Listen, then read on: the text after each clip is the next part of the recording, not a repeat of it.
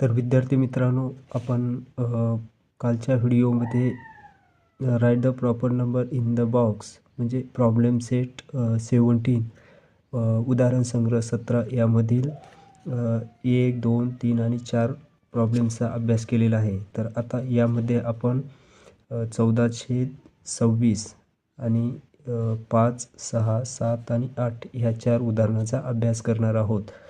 तर विद्यार्थी मित्रांनो, आपण बघू आता 14/20 14/26 बरोबर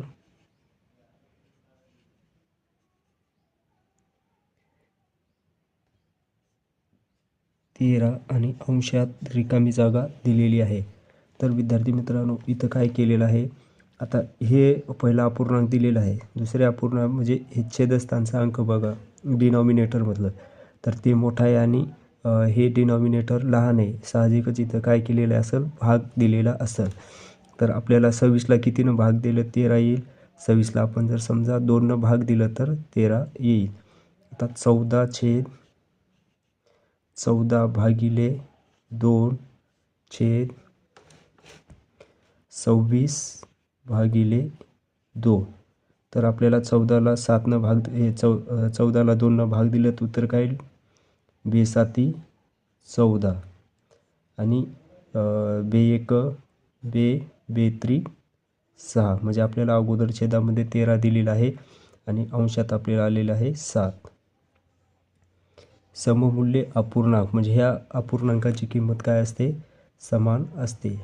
आता उदाहरण क्रमांक दुसरा बघू. तर आपलं न्यूमरेटर अंशामध्ये काय उत्तर आलेलं आहे, 7, कारण आपण 14/26ला 2नं भाग दिलेला आहे. आता उदाहरण क्रमांक 6 बघा काय दिलेलं आहे. पहिल्या याच्यामध्ये रिकामी जागा दिलेली आहे आणि खाली 3 दिलेले आहेत, बरोबर 4/6. रिकामी जागा छेद 3 बरोबर 4/6. तर आता आपल्याला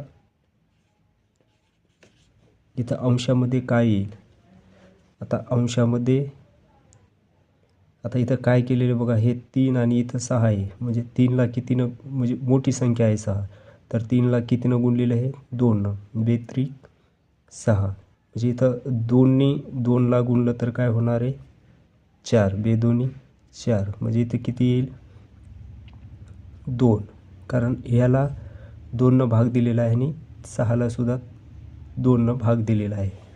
बघा अंशात काय येईल, 4/2/6/2 म्हणजे किती येणार आहे, 2×1=2×3=6, 2×1=2×4. म्हणजे आपल्या रिकाम्या जागेत काय येणार आहे, 2. म्हणजे 2ला 2नं गुणलं तर 4 येईल, 3ला 2नं गुणलं तर 6 येईल.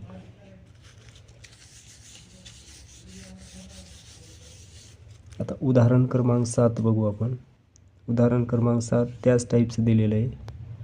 1 रिकामी जागा इक्वल 4/20. आता इथं काय झालेलं आहे, 4, म्हणजे ह्या 4ला 4नं भाग दिल्यावर भागाकार येणार आहे 1. मग ह्या 20ला 4नं भाग द्यायचा, 4×5=20, म्हणजे इथं किती येईल, 5. म्हणजे 4/4/20/4 म्हणजे 4×1=4, 4×5=20, 4×1=4, 4×1=4.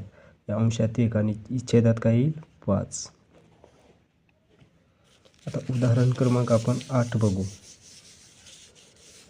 आता उदाहरण क्रमांक 8मध्ये काय दिलेलं आहे, त्याच टाईपचं आहे. अंशात न्यूमरेटरमध्ये रिकामी जागा